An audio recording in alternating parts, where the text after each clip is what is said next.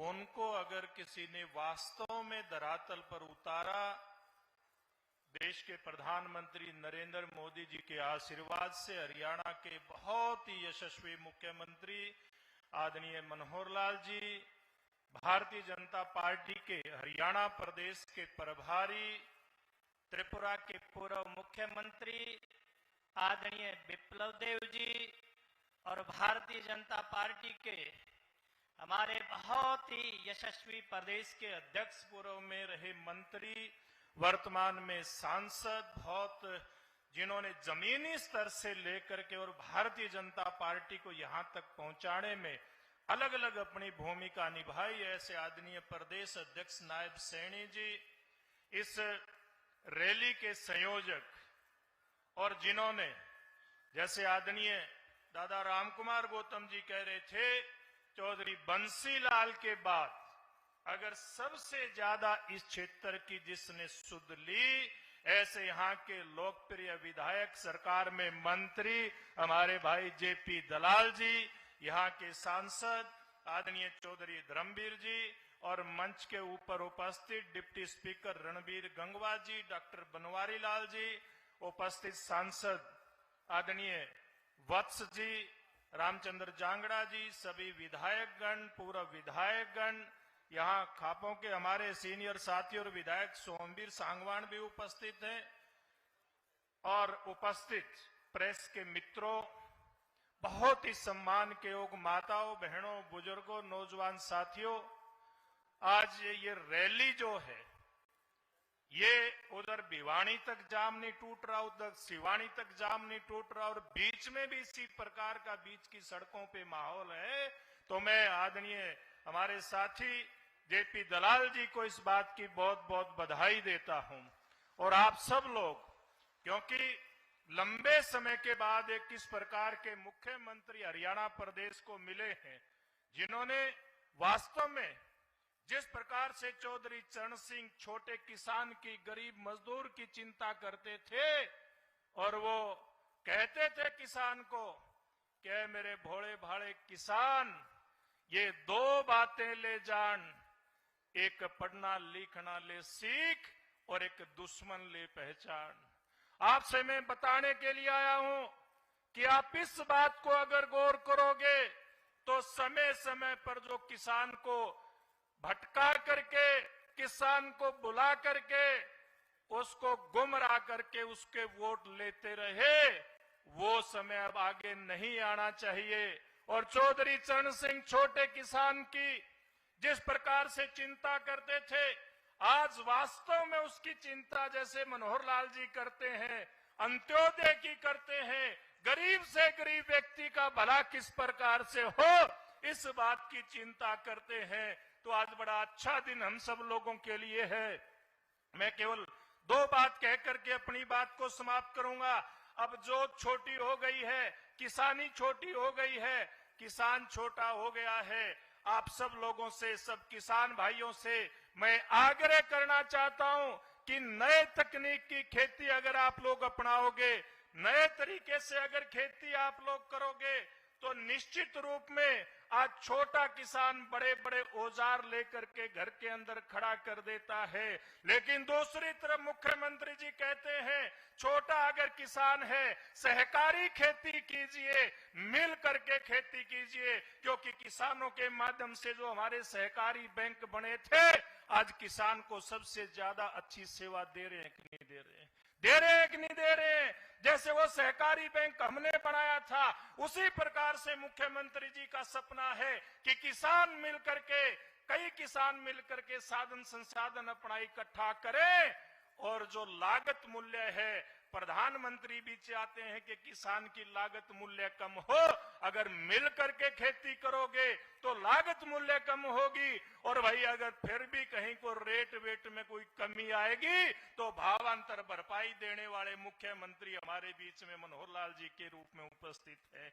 हरियाणा प्रदेश की बहुत बड़ी जमीन का हिस्सा सेमग्रस्त हो चुका है, बंजर हो चुका है। मुख्यमंत्री जी चाहते हैं किसान की एक एक इंच जो जमीन है उसका सदुपयोग हो, किसान की ताकत का सदुपयोग है। इसलिए एक बार जोरदार हाथ खड़ा करके नारा लगाओगे तो मैं समझूंगा आप चौधरी चरण सिंह जी की आज वास्तव में उनको याद करने के लिए और मुख्यमंत्री जी के सपनों को साकार करने के लिए यहां पर आए हैं।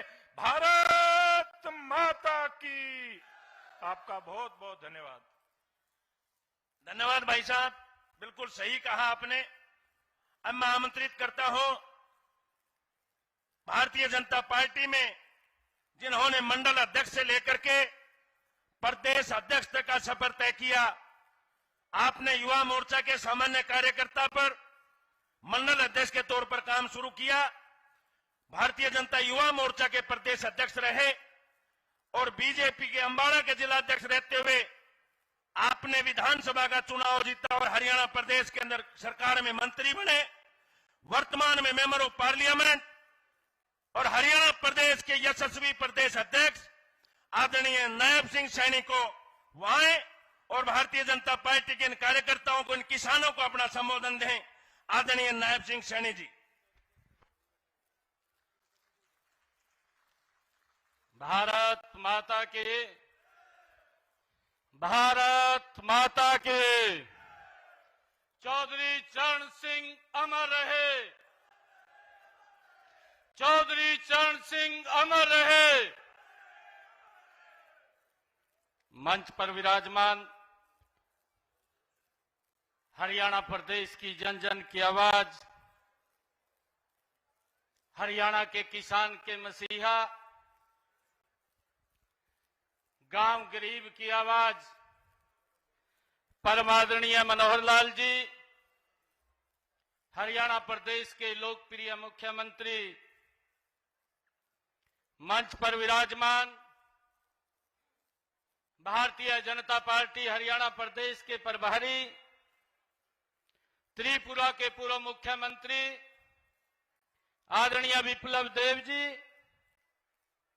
मंच पर विराजमान आप सबके दिलों की धड़कन, इस क्षेत्र के मजबूत नेता, लगातार आप लोगों की आवाज को विधानसभा में मजबूती से रखने वाले, इस कार्यक्रम के जो अध्यक्षता कर रहे हैं, ऐसे हरियाणा सरकार के लोकप्रिय मंत्री जयप्रकाश दलाल जी, हरियाणा सरकार में सहकारिता मंत्री डॉक्टर बनवारी लाल जी, हरियाणा विधानसभा के डिप्टी स्पीकर रणवीर गंगवा जी, हमारे इस क्षेत्र के लोकप्रिय सांसद, लोकसभा में मेरे साथी और आप लोगों की आवाज को लगातार लोकसभा के अंदर मजबूती से रखने वाले, इस क्षेत्र की समस्याओं से सरकार को अवगत कराने वाले ऐसे हमारे लोकप्रिय सांसद चौधरी धर्मवीर सिंह जी, राज्यसभा के हमारे सांसद जनरल डीपी वत्स जी, राज्यसभा के हमारे सांसद रामचंद्र जांगड़ा जी और हमारे पिता समान जिनका आशीर्वाद मिलता है, ऐसे बहुत ही वरिष्ठ नेता राम कुमार गौतम दादाजी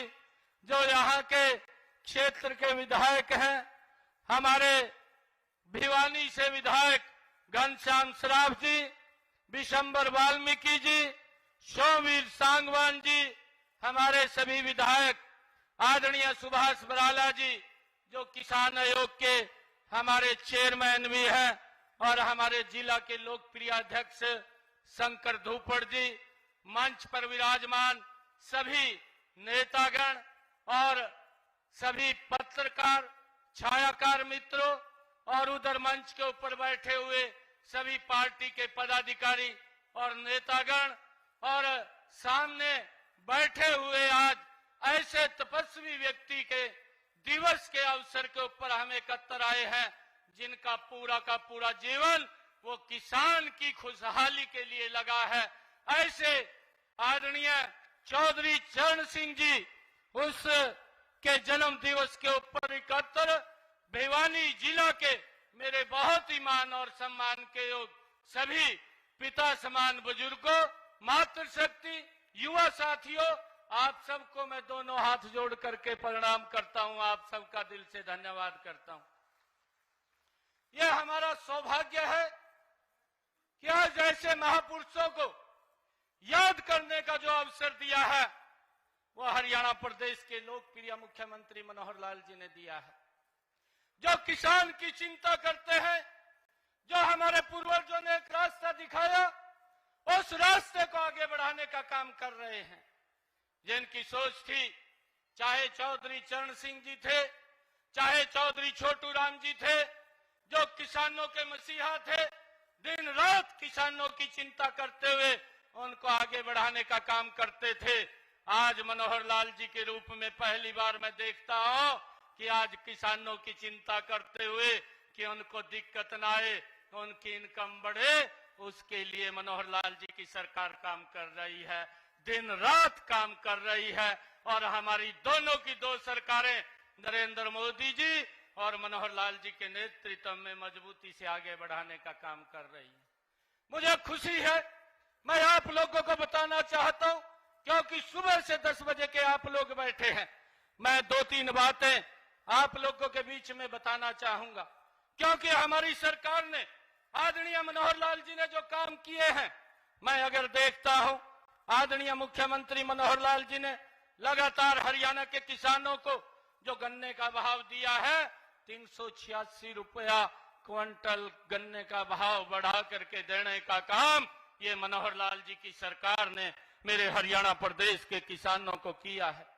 और मैं देखता हूं, अगर प्राकृतिक आपदा किसान के ऊपर आई है तो वो किसान के ऊपर नहीं, वो हरियाणा के खजाने के ऊपर मनोहर लाल जी ने बैठे हुए किसान को मजबूती प्रदान करने का काम किया है। मैं थोड़ा अंतर देख रहा था, मैं देख रहा था कि पिछले 10 वर्षों में कि किसानों की जो प्राकृतिक आपदा के कारण उनकी फसल खराबा हुआ है, उसका कितना मुआवजा दिया गया है। जब मैंने देखा तो उसके अंदर 1158 करोड़ रुपया ये 2014 से पीछे 10 वर्षों के अंदर दिया गया, परंतु मनोहर लाल जी ने 2014 से लेकर के आज 2014 11,000 करोड़ रुपया किसान के डायरेक्ट खाते के अंदर पहुंचाने का काम किया। यह सरकार, यह किसान के हित की सरकार है, परंतु कुछ लोग बोलते रहते हैं, कुछ लोग इधर उधर की बात करते हैं और किसानों के अंदर जिस प्रकार का रूमर फैला करके झूठ का उनको गुमराह करने का काम करते हैं। भाइयों, हमने उस बातों से बचना है। अभी बराला जी भी इस बात को बता रहे थे, भाइयों ये छोटा मुआवजा नहीं है, 11,000 करोड़ रुपया डायरेक्ट किसान के खाते के अंदर पहुंचाने का काम किया है। मैं आदरणीय मुख्यमंत्री जी को मैं बधाई देना चाहूंगा। मैंने देखा है कि अगर किसान अपनी फसल मंडी के अंदर लेकर के जाता था, 6 महीने तक धान का पैसा नहीं आता था, 6 महीने तक उसका पैसा और ज्यादा चला जाता था, परंतु आज मैं देख रहा था कि आदरणीय मुख्यमंत्री जी ने हरियाणा के हमारे जो किसान हैं उन किसानों के खाते के अंदर 72 घंटे के अंदर अगर उसने अपनी फसल मंडी के अंदर गिरी, 72 घंटे के अंदर उसके खाते के अंदर पैसा पहुंचाने का काम वह मनोहर लाल जी की सरकार ने किया है भाइयों।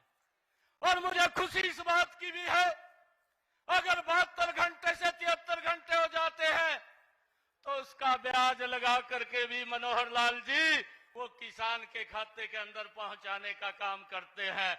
ये किसान हितैषी सरकार, ये मनोहर लाल जी के नेतृत्व में आपके हितों की रक्षा करने वाली सरकार ये हरियाणा प्रदेश के अंदर बैठी है। भाइयों, मैं देख रहा था कि आदरणीय प्रधानमंत्री जी ने देश के किसानों को जो प्रधानमंत्री किसान सम्मान निधि दी है, और उस किसान सम्मान निधि के अंदर मेरे हरियाणा प्रदेश के 29 लाख किसानों के खाते के अंदर आदरणीय प्रधानमंत्री जी और मनोहर लाल जी की सरकार ने डायरेक्ट खाते के अंदर 7,612 करोड़ रुपया इन 9 वर्षों के अंदर, 10 वर्षों के अंदर उनके खाते के अंदर पहुंचाने का काम किया है। भाइयों, ये ऐसी सरकार है जो किसान के हित की सरकार है। आज मैं देख रहा था, मैं अभी और भी कुछ सर्च कर रहा था, क्योंकि ये जो एरिया है, ये एरिया ड्रिप इरिगेशन स्प्रिंगल वाटर से यहाँ खेती होती है। मैं देख रहा था कि आदरणीय मुख्यमंत्री मनोहर लाल जी ने जो हमारे सूक्ष्म सिंचाई योजना है, उसके अंतर्गत 2014 से पहले अगर हम देखें 33,507 हेक्टेयर भूमि ही मात्र सूक्ष्म और स्प्रिंगल वाटर से उसको सिंचाई होती थी। परंतु मनोहर लाल जी ने आकर के इन 9 वर्षों के अंदर, 9.5 वर्षों के अंदर हरियाणा प्रदेश के 4,26,636 हेक्टेयर भूमि के ऊपर पानी पहुंचाने की व्यवस्था इस सूक्ष्म सिंचाई से की है। मेरे किसान की ज्यादा पैदावार करने का कार्य ये मनोहर लाल जी की सरकार ने किया है। भाइयों, हमने इस बात का अंतर देखना चाहिए कि पूर्व की सरकारें क्या करती थी और ये सरकार क्या कर रही है। ये किसान के हित की सरकार है, आप लोगों के हित की सरकार है। और मैं आप लोगों से अपील करना चाहूंगा कि आने वाले 2024 के अंदर ये डबल इंजन की सरकार, जिसने इस देश और प्रदेश की नई तस्वीर लिखने का काम किया है। मैं अभी देख रहा था, मंच के ऊपर से बता रहे थे कि ये रैली है। ये रैली नहीं है, ये आप लोगों ने एक बड़ा रैला कर दिया है, ये बड़ा रैला किया है। और जब मैं कुरुक्षेत्र से सुबह चला, मुझे भिवानी आने तक मात्र 1 घंटा लगा और भिवानी से मुझे सिंघानी पहुंचने के अंदर 1.5 घंटा लगा। इतना जाम इस रोड के ऊपर था। भाइयों, बहुत ज्यादा लोग इस रैली के अंदर आदरणीय मुख्यमंत्री जी के, आदरणीय प्रभारी जी के विचारों को सुनने के लिए आए हैं। मैं आप सबका दिल से बहुत बहुत धन्यवाद करता हूं। इन्हीं शब्दों के साथ जय हिंद, जय भारत, भारत माता के, भारत माता के। बहुत बहुत धन्यवाद। भाइयों, सब भाइयों से प्रार्थना है, हमारे मुख्यमंत्री जी ने हमें भाव दिया, नहरों में पानी दी, सस्ती बिजली दी, 14 फसलें खरीदते हैं, तो इनका धन्यवाद आखिरी शब्द तक जब बैठे रहेंगे, जब तक ये नहीं कह देते मुख्यमंत्री जी आप 5 बजे तक कहोगे तो हम 5 बजे तक बैठेंगे। ये भिवानी जिले की जनता, इनका स्वभाव को मैं जानता हूं, क्योंकि हम थोड़े से बोलन में कड़े जरूर हैं, लेकिन जिसका साथ लग जाते हैं उसका साथ छोड़ते नहीं हैं। 1991 में भी इन्होंने साथ की साथ सीट दी थी, 1996 में भी सारी की सारी सीट दी थी, और इस बार भिवानी जिले दादरी भिवानी की सारी सीट मनोहर लाल जी आप अपने खाता में लिख लो और हमारे ऊपर यह कृपा बनाए दृष्टि रखो। मैं तो इतनी बात कहना चाहता हूं, भाषण की बात नहीं है। और मैं अब आपके सामने एक ऐसे शख्स से प्रार्थना करता हूं जो एक अपने देश के अंदर नासूर हो गया था। लाल झंडे के कम्युनिस्टों ने देश को ऊपर बर्बाद करने का वो बीड़ा उठा रखा था। उस पार्टी को त्रिपुरा से उखाड़ के फेंकने का काम किया। ऐसे महान नेता जो पूर्व मुख्यमंत्री है त्रिपुरा के, विप्लव कुमार देव जी, उनसे प्रार्थना करूंगा कि आप इस तरह से हमारे हरियाणा को रास्ता दिखा रहे हो। आपके नेतृत्व में मनोहर लाल जी की नीतियों से हरियाणा में तीसरी बार विधानसभा में बहुमत से सरकार बनेगी और 10 की 10 लोकसभा सीटें, मोदी जी को आप खबर कर देना कि 10 की 10 लोकसभा सीटें हरियाणा की भारतीय जनता पार्टी की होंगी। जोरदार नारा लगाए और विप्लव देव जी से मैं प्रार्थना करता हूं कि आप आइए और हमारे इन लोगों को आशीर्वचन दीजिए। बोलो भारत माता की, तालियां जोरदार बजाए, पीछे तक जोरदार, भारत माता की। बहनों से प्रार्थना है कि 5-10 मिनट और बैठे, मुझे पता है कि आप 9 बजे से बैठी हुई है।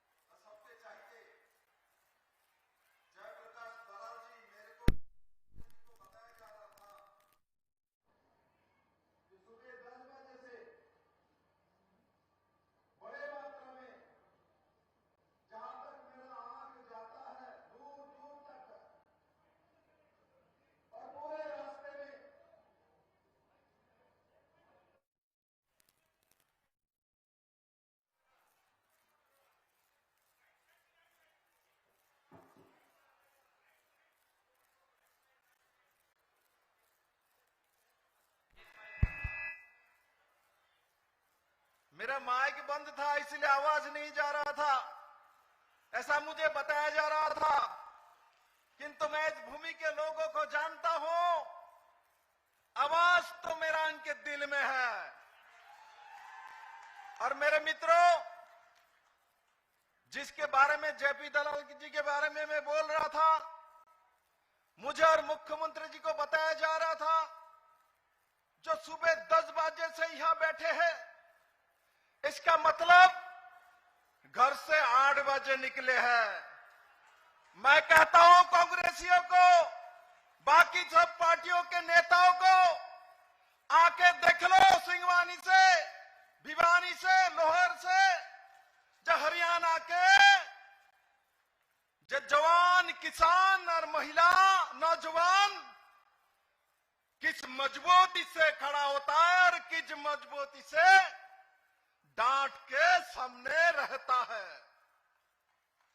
मेरे मित्रों, बार बार जेपी दलाल जी बोल रहा था, जो मुख्यमंत्री जी के भाषण के बाद ही आप लोग जाइए। दलाल जी, मैं ये जनसभा को देखने के बाद विश्वास के साथ कह सकता हूं, मुख्यमंत्री जी को भाषण देने के बाद उनका हेलीकॉप्टर चलेगा, चंडीगढ़ पहुंचा के तब जाएंगे घर पे। ऐसा है ना? ठीक बोला मैंने? दलाल जी, आपको और बोलने का जरूरत नहीं है। ये आप मुख्यमंत्री जी को चंडीगढ़ पहुंचाएगा, और सब चंडीगढ़ नहीं, 2 बार आप लोगों ने उनको चंडीगढ़ पहुंचाया, तीसरी बार भी चंडीगढ़ 2024 में पहुंचाओगे, पहुंचाएगा, ये भी करेगा। मेरे मित्रों, मेरे मंच में हमारे हरियाणा के यशस्वी, लोकप्रिय और उदार मुख्यमंत्री, जिनके मन में कोई छल नहीं, कपट नहीं है, आप लोगों के लिए काम करने का विश्वास है, माननीय प्रधानमंत्री नरेंद्र भाई मोदी जी के साथी है। आज मैं यहां आते समय सुनील शर्मा जी के घर पे खाना खाने के लिए गया था, कि सुबह नाश्ता मैंने नहीं किया था। उनके 74 साल के माता जी मुझे मिली, मुझे बोल रहा था, हमारे मुख्यमंत्री जी जब संगठन महामंत्री थे, काम करते थे, तब बिजली बहुत ज्यादा नहीं थी इस हरियाणा में, तब मैंने उनको खाना खिलाया था। ऐसे मुख्यमंत्री हैं जिन्होंने हरियाणा के लगभग हर प्रांत में, हर गांव में आपके साथ खाना खाना हो, आपके सुख दुख में साथी हो, ऐसा व्यक्ति मनोहर लाल खट्टर जी है। मेरे मित्रों, हमारे बीच हमारे नौजवान अध्यक्ष, मैं और मनोहर लाल जी बोल रहे थे, जिस तरीके से भाषण दे रहे थे, जो जैसे लगता है कोई 22 साल का युवा बोल रहा है, ऐसा हमारे मेरे मित्र सांसद और हरियाणा के प्रदेश अध्यक्ष नायब सिंह सैनी जी, और जिसका नाम मुझे लेना ही पड़ेगा, नहीं तो मुझे यहाँ के लोग मारेगा, वो कौन है? जेपी दलाल जी। देखो, हमको बोलने का जरूरत नहीं है, मैदान बोल रहे वो जेपी दलाल जी है, किसान मंत्री है। और यहाँ तो मैंने भिवानी में पहली रैली में इनके नाम जल बाबा के नाम से नामकरण किया था। ये पानी बाबा है, इसने पूरे क्षेत्र में पानी पहुंचाया किसानों के लिए। मेरे मित्रों, किसानों को पानी देने का वादा बहुत लोगों ने किया, किंतु पानी पहुंचाने का काम जेपी दलाल जी ने किया। मेरे मित्रों, मंच पे बहुत अधिकारी है, मैं सबका नाम नहीं लेना चाहता हूं। धर्मवीर जी का एरिया है, मैं इसका नाम ले लिया। बाकी हमारे और भी 2 सांसद है, मंत्री है, पदाधिकारी है, आप लोगों ने सबका नाम सुन लिया है। मैं तो नाम उनका लूंगा, मेरे सामने जो बड़े मात्रा में महिला मेरे बहनों ने बैठा हुआ है, इनका नाम लेना चाहता हूं मेरे मित्रों। मैं तो 4 ही जाति मानता हूं। एक मेरे महिला है एक जाति, एक है युवा, एक है गरीब और एक है मेरे किसान। यही भारत का 4 जाति है मेरे मित्रों। और मेरा विश्वास है आज का जो रैली है, विशाल अन्नदाता रैली सम्मेलन नाम दिया गया है। और किसकी जन्मतिथि पे? चौधरी चरण सिंह जी की 121वां जन्मतिथि काल थी। तो उनको स्मरण करते हुए आदरणीय जेपी दलाल जी ने इस कार्यक्रम का रचना किया। और चरण सिंह कौन है? चरण सिंह कोई परिचय के ममताज नहीं है। मैं आज भारत के जनता को बताना चाहता हूं, इस इंडी गठबंधन का चेहरा बताना चाहता हूं। जब चरण सिंह का नाम याद आता है, तब उसराहर जो थाना है उसका नाम याद आता है। भारत के जनता जानता है, जब मेरठ से एक किसान, गरीब किसान चलते हुए इटली में पहुंचा, ये कहावत सब लोग जानते हैं। और किस लिए पहुंचा? इनको बैल खरीदना है, किसान है वो। रास्ते में उनके पैसा चोरी हो गई, जिसके कारण से बैल किन नहीं पा रहा, खरीद नहीं पा रहा था। वो थाने में गए, इसराहर थाने में गए। थाने के हेड कांस्टेबल बैठा हुआ है और जाके बोला, मेरा तो बैल खरीदने के लिए आया था, मेरा सब पैसा लूट लिया है, चोरी हो गया, मैं एफआईआर करना चाहता हूं। किंतु थानेदार देख रहे, ये कैसा है, इसका ढंग के कपड़ा नहीं है, पैर में जूता नहीं है, चप्पल नहीं है, धूल कपड़ा पहना हुआ है।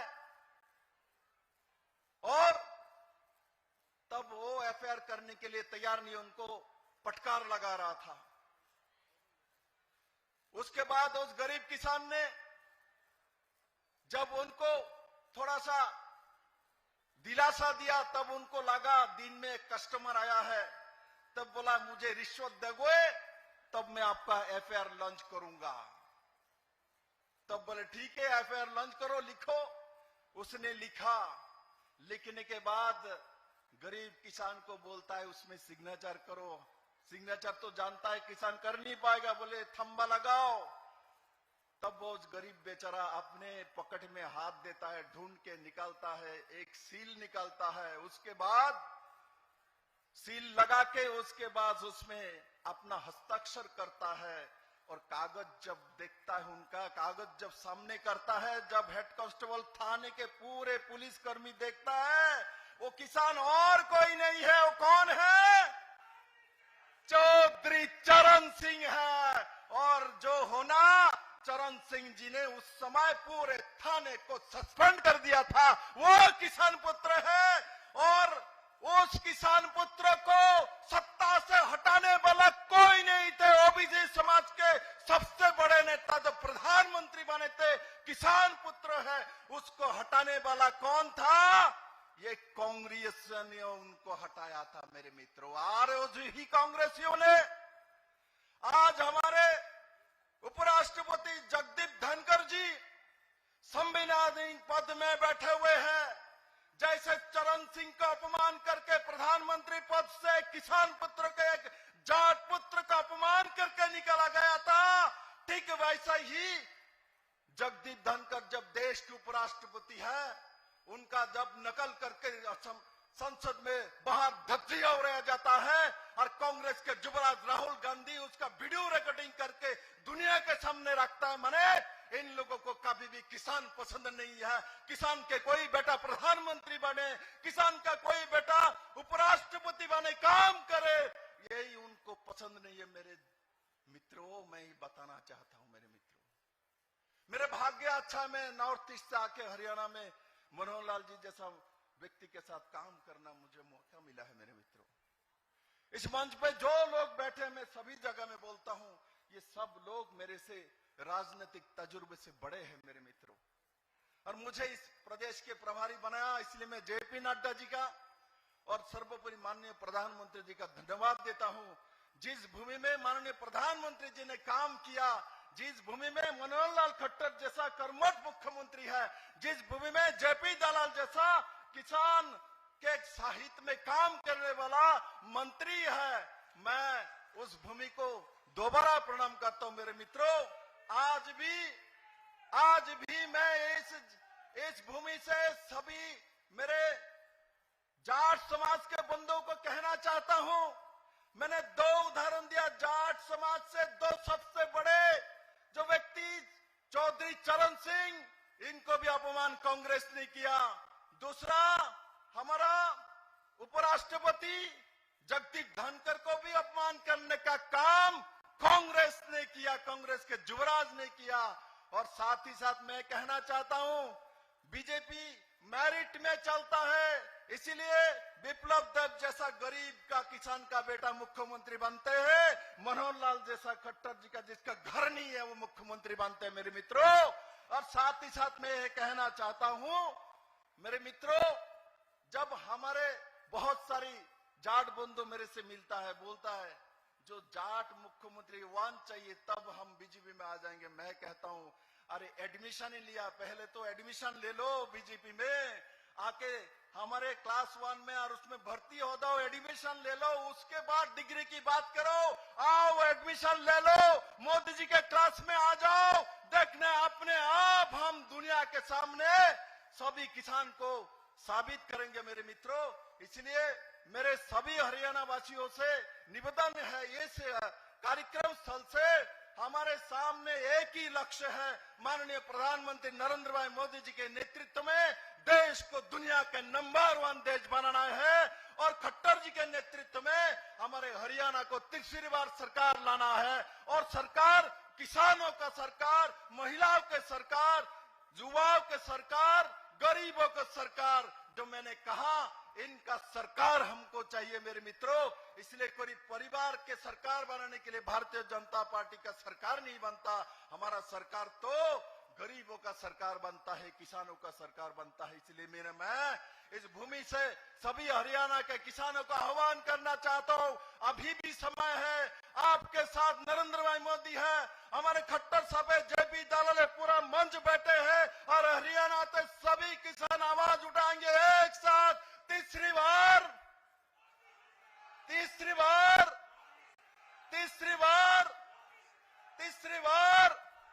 एक बार मेरे साथ मुट्ठी बंद करके हाथ उठाइए ऊपर, सभी मंच के हाथ उठाइए, हाथ मुट्ठी बंद खुला रहेगा तो कांग्रेस का भूत घुस जाएगा इसमें। बंद करो, हाथ मुट्ठी बंद ऊपर करिए, सब बोले भारत माता की, भारत माता की, नरेंद्र भाई मोदी की, जेपी नड्डा की, मनोहर लाल खट्टर जी की। धन्यवाद। अब भाइयों बहुत देर हो गई और मैं भाषण देने वाला नहीं हूं, ना मुझे भाषण देना आता। मैं तो जिसकी इंतजार कर रहे हो उनसे प्रार्थना करूंगा। और भाई 2-4 लाइन उससे पहले बताना चाहता हूं कि हमारे इलाके के अंदर छोटी मोटी सी आप कुछ न कुछ मांग है। एक तो मनोहर लाल जी एक ग्रीनफील्ड एक्सप्रेस वे निकाल दो एयरपोर्ट पे, हमारे लोहारू को 1.25 घंटे में दिल्ली पहुंचा दो, बाकी काम हम कर लेंगे। बाईपास यहाँ लोहारू का, बाईपास बहल का, बाईपास सिवानी का, और को छोटी छोटी बात है 200 एकड़ के इंडस्ट्रियल एरिया, एक सिवानी में एक लोहारू में, भाई इतनी सी काम आप कर देना। बाकी ये किसान जो है इन्होंने वायदा कर रखा है कि आपके साथ रहेंगे। एक बात, एक नायक समाज है हमारे क्षेत्र के अंदर, नायक समाज को एससी का दर्जा दिलवाने के लिए आप पहले भी कोशिश कर रहे हैं, भारत सरकार से कोशिश कर करके ये बेचारे सबसे गरीब समाज है नायक समाज, इनको एससी के दर्जे में शामिल कराने की कोशिश की। और एक मेरी एक छोटी सी प्रार्थना और है, जिस तरह से भारत रत्न दिया जाता है, भारत के लेवल पर एक किसान रत्न पुरस्कार चौधरी चरण सिंह के नाम से हो, जो प्रमुख किसानों का हितैषी नेता हो या प्रमुख किसानों का हितैषी किसान हो, उसको किसान रत्न मिले। एक छोटी सी एक प्रार्थना है, इस देश की संसद में साहित्यकारों को, फिल्मकारों को अलग से नॉमिनेशन होता है।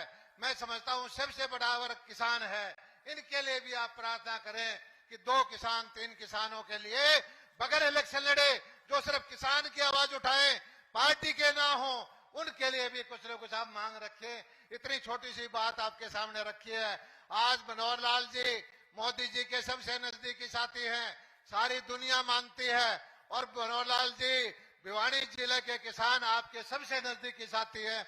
मैं फिर एक बार हाथ खड़े करके आपके सामने पेश करता हूं कि यहाँ भिवानी दादरी पुराना जो है, सारी की सारी सीटें आपको देंगे, 100/100 रिजल्ट देंगे, और आपसे प्रार्थना करता हूं कि आप आए और इसी तरह से हमारे ऊपर आशीर्वाद रखें। आपका आशीर्वाद रहेगा, ये इलाका फले फूलेगा, और ये इलाका आपके साथ है, था और रहेगा। बोलो भारत माता की, भारत माता की। धन्यवाद।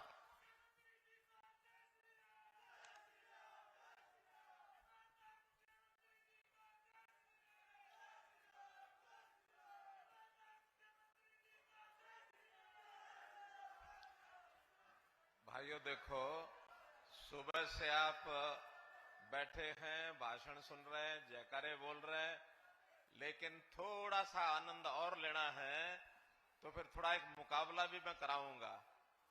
हमारी बहनें मातृशक्ति बैठी है, इधर हमारे भाई सज्जनवृंद बैठे हैं। एक बार देखें ताकत किसमें ज्यादा है। मैं भारत माता की जय बुलवाऊंगा। पहले एक बार इधर से बुलवाऊंगा, फिर उधर से बुलवाऊंगा, फिर इधर से बुलवाऊंगा।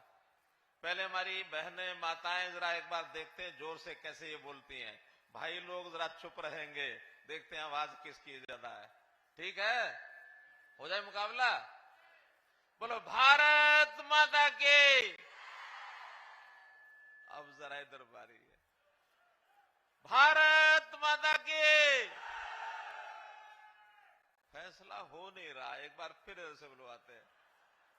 बोलो भारत माता की। अब मुझे लगता है इधर ज्यादा आवाज है, कर दो फैसला। हमारी बहनों की ताकत, इन्होंने पूरी ताकत से जय बोली है, तो मैं विजयी घोषित करता हूं इस मामले में इनको।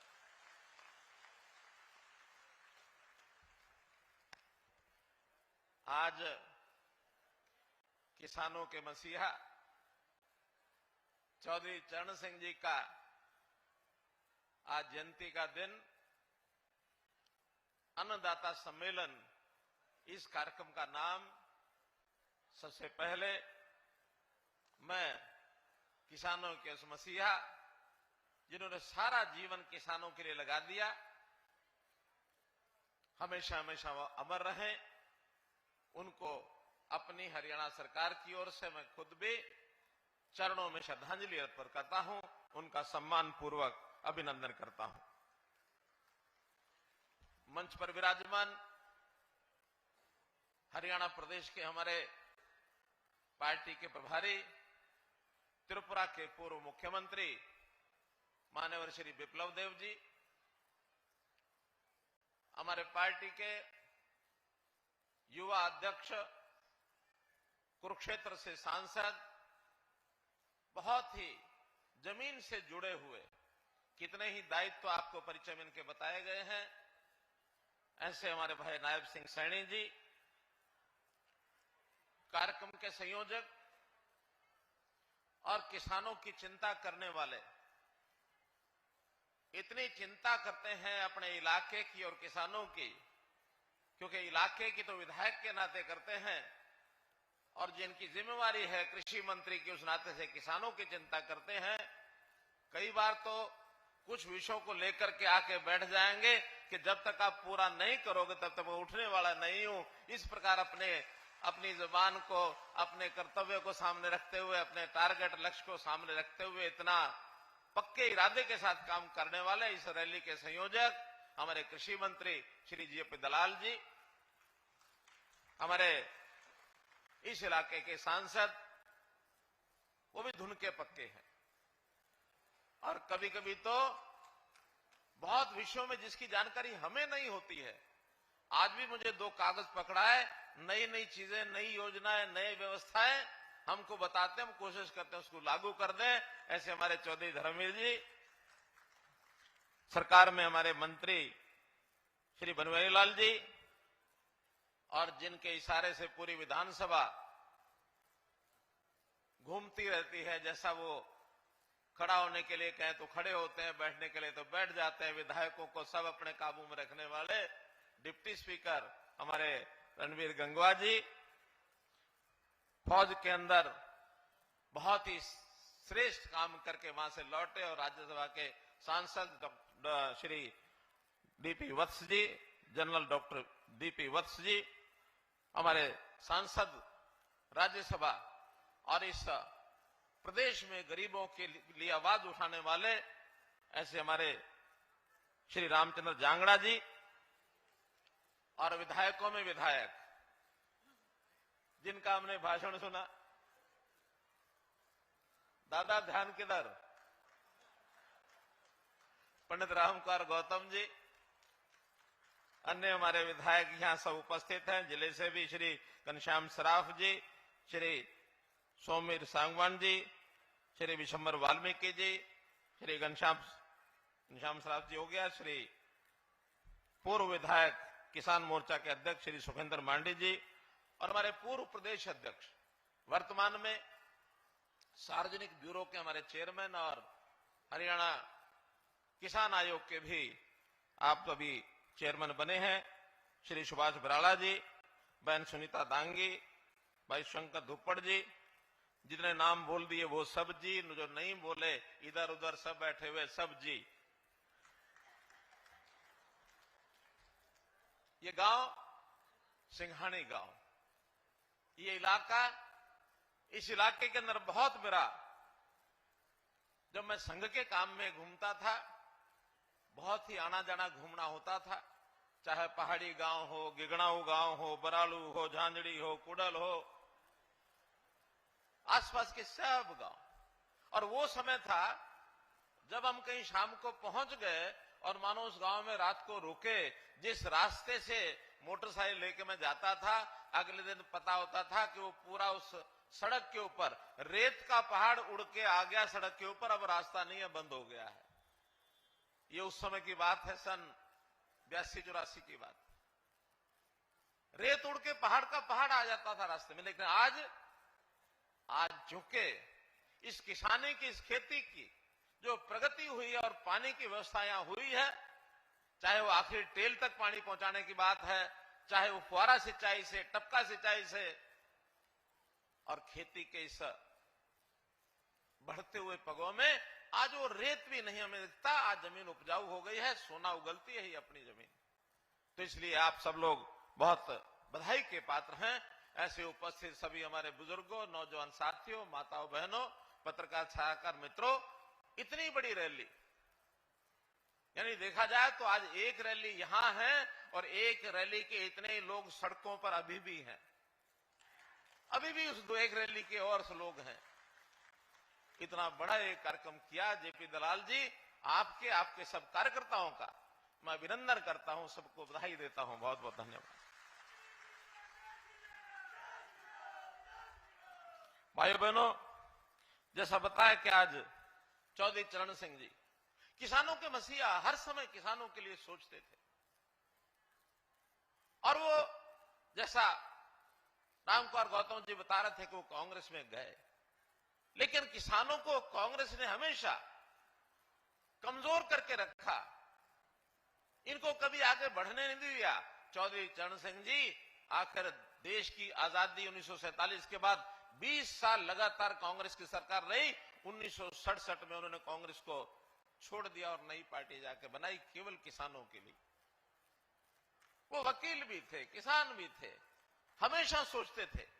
उन्होंने एक बार ये कहा 1971 में कि किसान सेंसस, एग्रीकल्चर सेंसस ये कराया जाए, और जो उसमें छोटा किसान है, सीमांत किसान है, सारी योजना उसके हिसाब से बननी चाहिए। उस समय एक आंकड़ा आया था कि हमारे जो छोटे किसान हैं, पूरे सब किसानों का 51% ऐसे हैं जो 1 हेक्टेयर 1.5 हेक्टेयर यानी 3 साढ़े 3 एकड़ तक ही उनकी जमीनें थी। आगे बाद में जमीनें बढ़ती चली गई और आज स्थिति यह है कि वो 51% से बढ़ करके छोटे किसान की संख्या 80% से पार हो गई है भाई बहनों। तो मित्रों, ये बहुत बड़ी एक ऐसी ज्वलंत एक समस्या, एक बात है कि किसान की आय बढ़ेगी तो कैसे बढ़ेगी। जैसा अभी बात आई कि मिलकर के खेती करने का स्वभाव बनाए, फसलों को हम इस ढंग से आगे बढ़ें कि हमारी कैश क्रॉप्स, हमको अच्छी आमदन की कैसे फसलें मिले, इसके लिए बहुत से प्रयोग अभी सरकारों द्वारा किए जा रहे हैं। मैं एक एक गिनाऊंगा तो बहुत बड़ी लिस्ट हो जाएगी। मैं धन्यवाद करता हूं हमारे जेपी दलाल जी का कि इन्होंने मेरे से पूर्व जितने वक्ताओं को बुला लिया, जितने विषय मैंने सोचे थे प्राय सब विषय हमारे इन वक्ताओं ने बोले हैं, इसलिए उतना समय बचा दिया है ताकि ये रैली को हम जल्दी से समय से समाप्त कर सकें। तो इस नाते से किसानों के लिए पर्याप्त हमने काम किए हैं। अलग से भी कृषि मंत्री आपको बताते रहते हैं। मैं तो विकास की अगर बात करता हूं तो विकास के नाते आज जैसा कुछ उद्घाटन और शिलान्यास किए हैं, इसके अंदर 112 करोड़ के शिलान्यास और उद्घाटन आज किए हैं, सारे इसी विधानसभा क्षेत्र के हैं। और अगर मैं पूरे 9 साल का आपको हिसाब बताता हूं तो मुझे जो आंकड़ा बताया गया है, भिवानी जिले के अंदर हमने 13,800 करोड़ रुपया मंजूर किया, जिसमें से 10,400 करोड़ रुपया लग चुका है, बाकी सब पाइपलाइन में है। अकेले लोहारू विधानसभा में 3,927 करोड़ रुपया मंजूर किया, जिसमें से अभी 2,421 करोड़ रुपया ये लग चुका है और बाकी 1,500 करोड़ रुपए के काम अभी पाइपलाइन में भी चल रहे हैं। चाहे वो किसानी का विषय हो, चाहे वो पानी का विषय हो, चाहे सड़कों का विषय हो, चाहे गांव की और सारी बातों का विषय हो। गांव-गांव में मैं घूम कर गया हूं जनसंवाद में, तो मुझे भी संतोष हुआ है कि हमने जितनी योजनाएं बनाई हैं, बहुत व्यवस्था परिवर्तन की योजनाएं हमारी बनी हैं, सबका लाभ गांव में मिल रहा है, इसका मुझे संतोष है। हमने बुजुर्गों की पेंशन, ये कहा किसी बुजुर्ग को अब किसी दफ्तर में दरखास्त लेकर के कोई दस्तावेज नहीं बनवाना पड़ेगा, सरकारी अधिकारी घर में आएगा, साइन करा के ले जाएगा, ऑटोमेटिकली अगले महीने आपको पेंशन मिल जाएगी। ऑटोमेटिक पेंशन 60 साल के बाद शुरू हुई कि नहीं? शुरू हुई कि नहीं हुई है। किसानों का हर प्रकार का हिसाब किताब, क्योंकि आईटी का जमाना आ गया है, अब किसान को दर दर भटकने की जरूरत नहीं है। किसान ने क्या बोया है, केवल मेरी फसल मेरा ब्यौरा पोर्टल पर जाके चढ़ा दे, चढ़ाने के बाद उसकी बिक्री की व्यवस्था सरकार करेगी और सरकार अगर जब खरीद लेती है तो उसका पैसा सीधा उसके खाते में जाएगा। कोई समय था हम आड़त की दुकान पर बेच के आते थे, सरकार को भी बेचते थे, तो पैसा सीधा किसान को नहीं मिलता था, वो पैसा आड़त के पास जाता था, फिर किसान उसके पीछे पीछे घूमता है। आज स्थिति उल्टी हो गई है। आज हमारे दुकानदार भाई वो आकर के किसान को पूछते हैं, भाई मुझे कुछ 10-20 लाख रुपया चाहिए, आपके खाते में है तो मुझे दे दे। आज उल्टा काम हुआ कि नहीं? आज किसानों के खातों में पैसे आते कि नहीं है?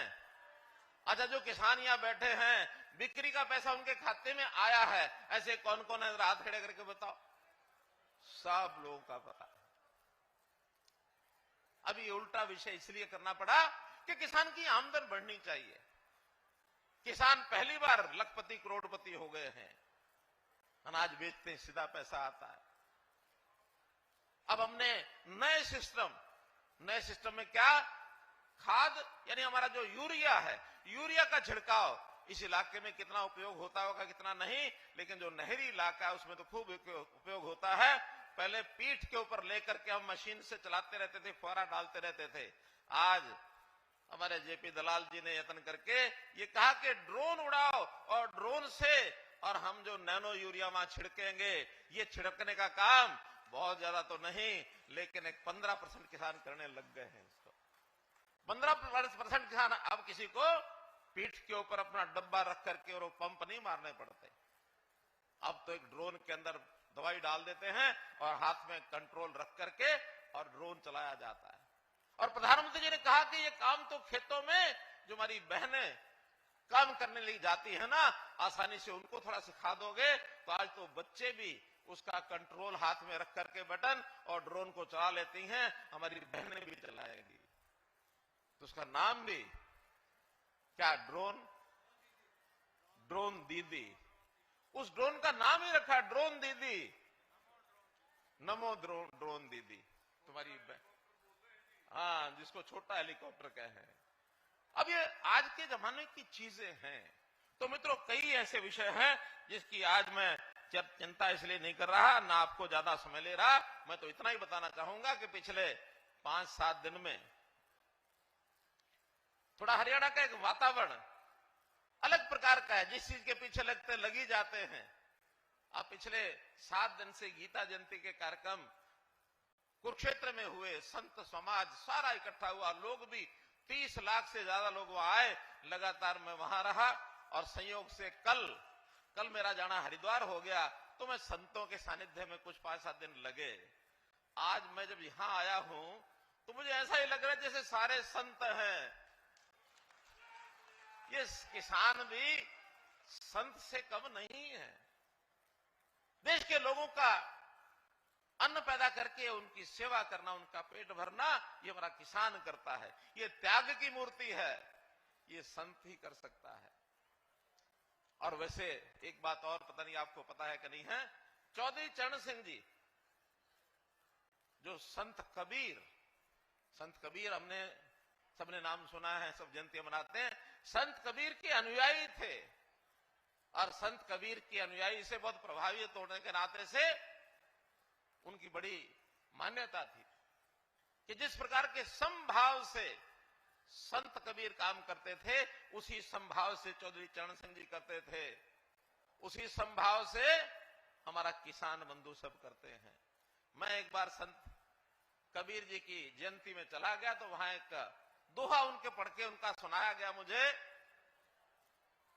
कबीरा खड़ा बाजार में सबकी मांगे खैर, ना काऊ से दोस्ती ना काऊ से खैर। मुझे बड़ा अच्छा लगा और मैं बड़ा प्रभावित हुआ। मैंने कहा यही काम तो हमने करना है सबने मिलके। और उसी दिन मैंने तय किया कि मेरा जो आवास चंडीगढ़ में होगा उसका नाम भी आज से संत कबीर कुटीर रहेगा। उसी दिन बोर्ड लगवा दिया जाके। तो बहनों भाइयों, हम इस प्रदेश की सेवा हर व्यक्ति के करना चाहते हैं। कुछ लोग मुझे थोड़ा सा ताना मारते हैं कि इसका तो घर ही नहीं है, इसका तो परिवार ही नहीं है। मैं उस समय थोड़ा सा विचलित नहीं होता हूं। मैं थोड़ा विचार करता हूं, तब लोगों को बताता हूं कि भाई मेरा परिवार तुम्हारे परिवार से बड़ा है। मेरा ये हरियाणा प्रदेश, इस हरियाणा प्रदेश का 2 करोड़ 80 लाख लोग ये मेरे परिवार के सदस्य हैं। इनकी सेवा करना मेरा काम है।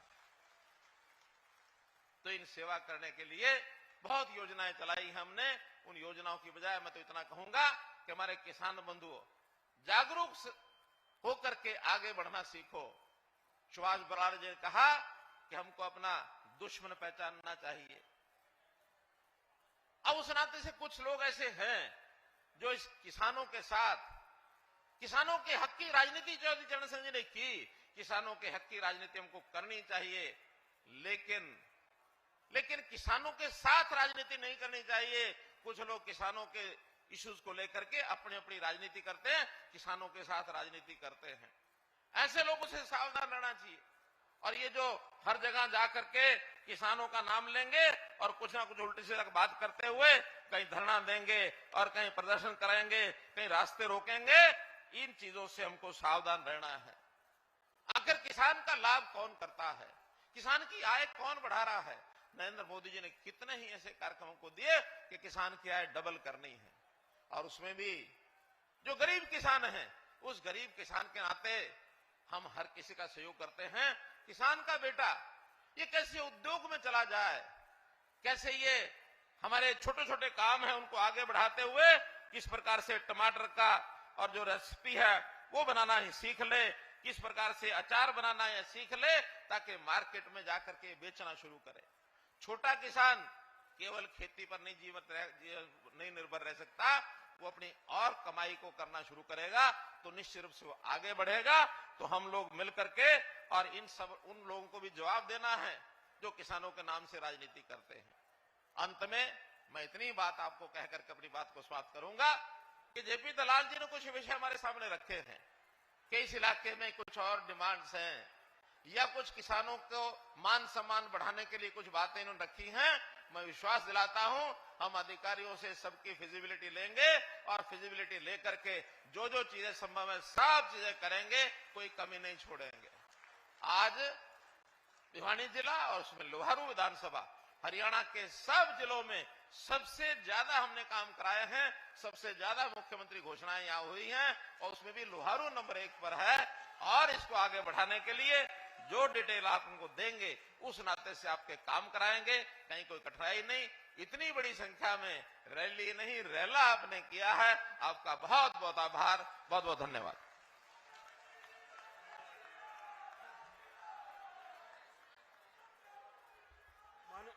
माननीय मुख्यमंत्री महोदय को समृद्धि चिन्ह के रूप में एक प्रजापति समाज की तरफ से किसानी का प्रतीक हल भेंट किया जा रहा है। जोरदार तालियां। प्रजापति समाज की तरफ से किसानी का प्रतीक हल भेंट किया जा रहा है। माननीय कृषि मंत्री जयप्रकाश दलाल जी, सांसद चौधरी धर्मवीर सिंह जी, प्रभारी विप्लव कुमार जी, आदरणीय मुख्यमंत्री मनोहर लाल जी, प्रदेश अध्यक्ष नायब सैनी जी, जोरदार तालियां सभी से निवेदन, ताकि इस कार्यक्रम की यादगार सदा सदा के लिए माननीय मुख्यमंत्री महोदय के दिलों में बनी रहे।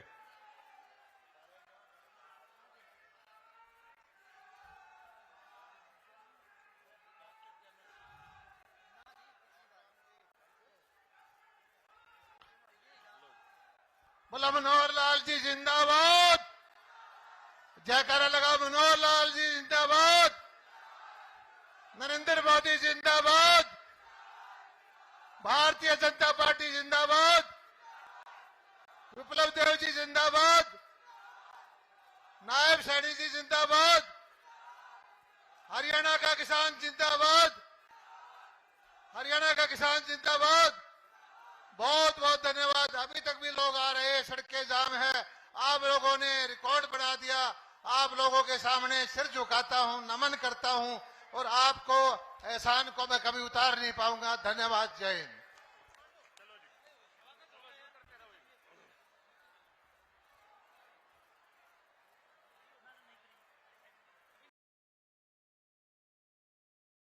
People were being robbed of their lands by the Gandhi family. I've said this in Parliament. For 600 rupees, a 30-acre piece of land taken on rent, the family builds itself a nice, lovely complex there.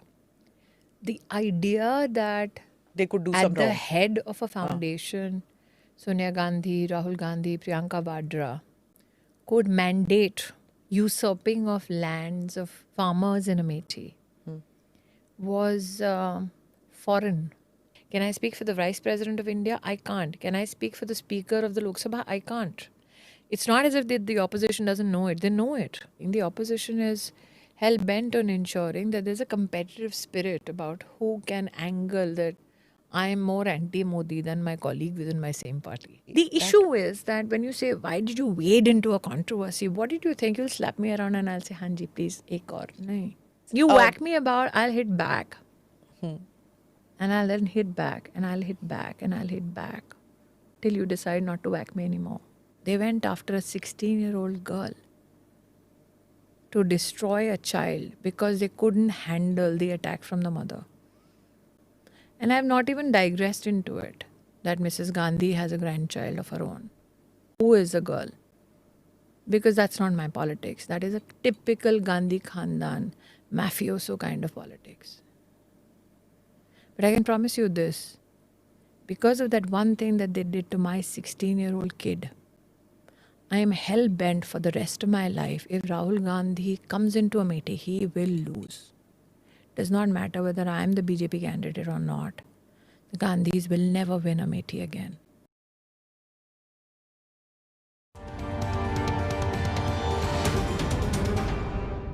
Namaste, Jai Hind. Thank you for watching or listening to the ANI podcast with Smita Prakash. And thank you also for sharing with those who you think will benefit from listening or watching these conversations.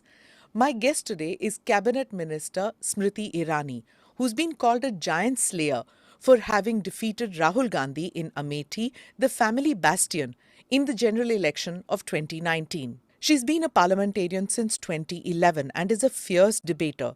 Smriti Zubin Irani was the youngest minister in PM Modi's second ministry in 2019.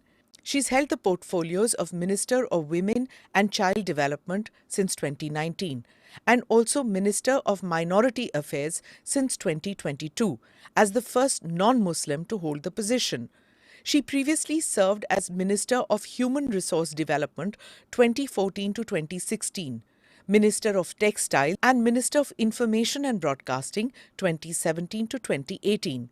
Smriti is both liked and feared by the media because she doesn't mince her words. She's a polyglot and can speak Punjabi, Bengali, Gujarati, English and Hindi. And before all her political achievements, she's had a very successful career in the Bombay film industry. Many of you will recall the iconic character of Tulsi that she played in the Ekta Kapoor serial Saas Bhi Kabhi Bahu Thi. Smriti ji, finally on my podcast. Thank you so much. Thank you for having me. Okay, so I think every 5 years you give me an interview. Do I? 2014. Uske baad 2014 when you were in Amethi, I tailed you. Then 2019 I tailed you. I think in 2014 you're a bit circumspect. Huh. You have seen so many politicians say so much to media about their own achievements or possibilities of achievements that I still remember that look that you gave me in Amethi, where you were like, yep, I've seen that look before of somebody who's facing abject defeat but is insisting that they will win. So I think you were being kind to somebody you think was whimsical about their political opportunities. Okay, that was a lot of analysis you did with that pehla One look. So my first impression at that time, though I'd seen you before in Thankfully, you Theatre. didn't have the bechari marne wali hai look. Nahi.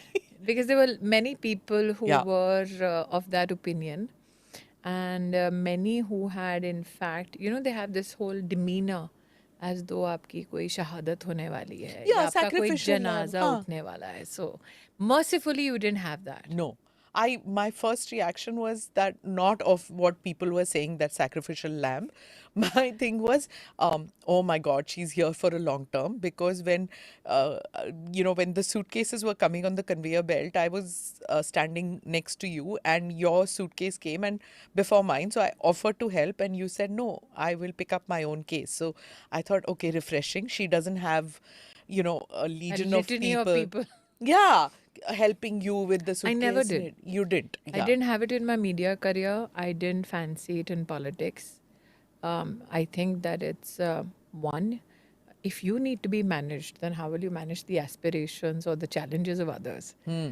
So I have been a lone wolf would be too much, but yeah.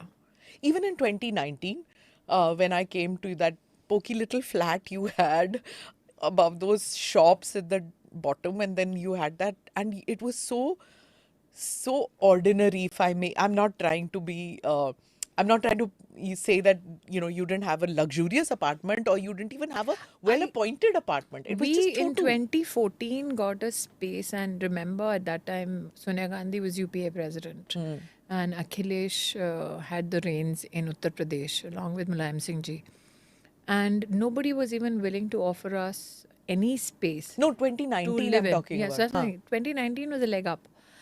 In 2014, we got 3-4 rooms above a cement godown. We had no wherewithals, we had no furniture, nothing.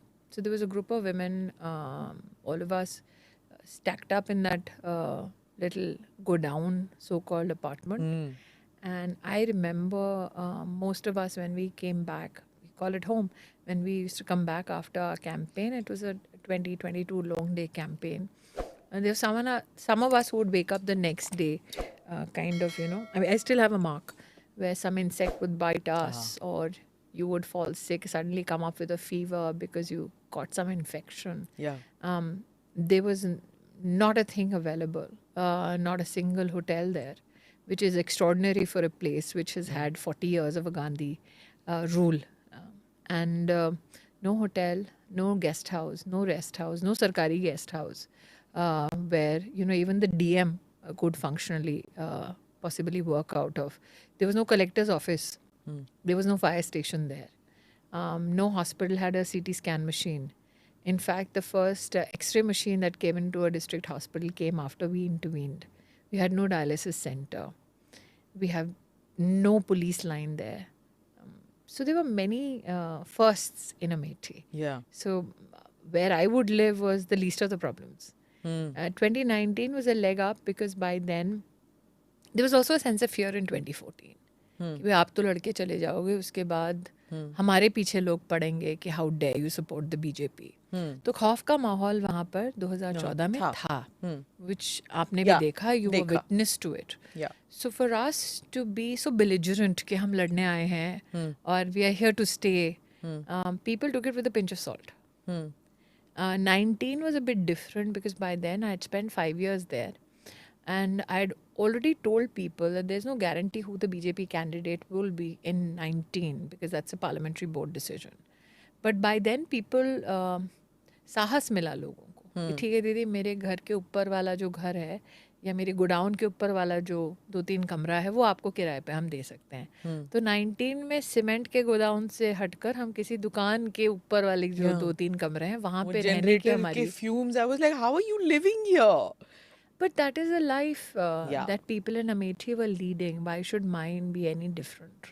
Yeah. I think that for many journalists, it was a shocker. Yeah. Because the presumption in Lutyens, or for that matter, journalists around the world, there were some who came from far and wide, was that, अरे यहाँ पे तो गांधी खानदान इतने साल रहा है, तो यहाँ पे तो मतलब 5-star accommodations होंगे, facilities होंगे. I remember one news channel which did an interview of mine in the middle of a ramshackle home in 19. The editor said कि घर मिट्टी का है लेकिन टॉयलेट मोदी ने बाहर पक्का बना दिया है. You know, so that contrast was more than visible for people. You know, I've covered elections in Amethi for several years. Every time I would go, you know, Lucknow se niklo. And I've said this before on shows and things, that there wasn't a single place you could stop for a loo break. Yep. Women it is very difficult for people to... They don't understand it, you know, and nobody used reporting it, mind you. I've written it, I've reported it also. Women reporters who got out from Lucknow to go to Amethi would have to come back. To Lucknow, right? So, and you have to contextualize for people that Amethi is 1.5 hours away from Lucknow. Yeah. So you would have to come all the way there, operate the whole day, and then go back. Yeah. So you shoot before sun goes down, you shoot. And for a television journalist, that was important. Because there would be no electricity. No so electricity. There are pictures of me standing atop a gadi. And people with their torches out and some candles out and me addressing a crowd. So somebody called me and said, really? Yeah. I mean, do you think they don't have electricity? I said, they genuinely don't. And for women, because there are no loo stops and there's no loo in Amethi also, there was nothing. You know, you couldn't go just anywhere. So you basically don't eat breakfast, unlike the other male journos who would tank up on their breakfast and their coffees. And we can't, right? Because you don't know. I think what is significant is that everybody knew, nobody wrote about it. Yeah, this is what I'm saying. So when you're saying that foreign journalists came, foreign journalists were not writing that. Like, for example, when I went, I don't remember which election it was, they would keep saying, yeah, 4 kasturba bane, 2 kasturba bane. I said, what is kasturba bane hai? What are kasturbas? Those were women's hostels. So there was a women's hostel, the kasturba, in the middle of marshy land. It would be inhabitable. Yes, exactly. It would have no furniture where you could possibly operate. Nothing. From, there was nobody inside from, it. Or if it's a hostel to sleep in. No. Nothing. And then this was in a marshy land. So, pehli baat to you can't access it because of the marsh. And women staying there. It was a women's hostel.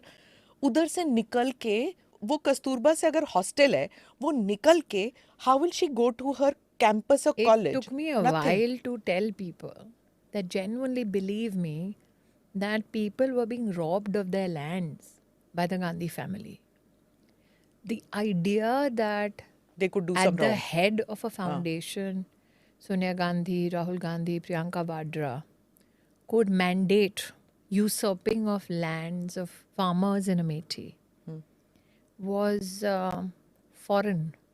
Because people say, अरे इतना पैसा है, क्या करेंगे ये वाली ज़मीन लेके? But they took land in the name of industrialization. There was land in one area which was for minority girl students. They took over that land to open their own office. Girls who went against the family and did dharna against them were imprisoned. Young school girls from the minority community. So the whole concept that was sold about the Gandhi family was that they're benevolent, was that they're so cultured they could possibly never loot, was that they're so erudite, that they're so well read, that how could they possibly have a disconnect with the needs of the people and not serve it. I think that my Amethi journey contrasted that, and suddenly a lot of people found voice. Journalists, yes, were compelled to then convey that voice. But those voices existed. They never had an outlet. So people were, there's one Samrat Cycle Zameen, which is something that I've brought up many a times in Parliament. In the 80s, that land was procured from farmers. They were given the hope कि इधर factory लगाएंगे. Some bicycle manufacturer was called and then told कि आप इसमें factory लगाओ. Like clockwork, the guy declares bankruptcy कि हम नहीं चला सकते. And like clockwork, a foundation which is not supposed to do any commercial activity takes over the land. So when I go to Amethi, the first question I ask is the foundation can never do commercial activity. How is a land which is deemed for commercial purposes taken up by the foundation? It's been under lock and key. I was told, अरे यहाँ ऐसे ही होता था. And I found many such parcels of land belonging to people. For instance, there is a promise given 30-40 years ago कि भाई हम यहाँ पे अस्पताल बना देंगे, परिवार को ज़मीन दे दो. परिवार means the Gandhi family. They take the ज़मीन. Munshiganj guest house is there. They never build the medical college. So when Prime Minister Modi starts his endeavor of building medical colleges across all districts, I go and I request, can we get one for Amethi? You look at the records. That land was taken for $600. Huh? Yes, I've said this in Parliament. For 600 rupees, a 30-acre piece of land taken on rent. The family builds itself a nice, lovely complex there.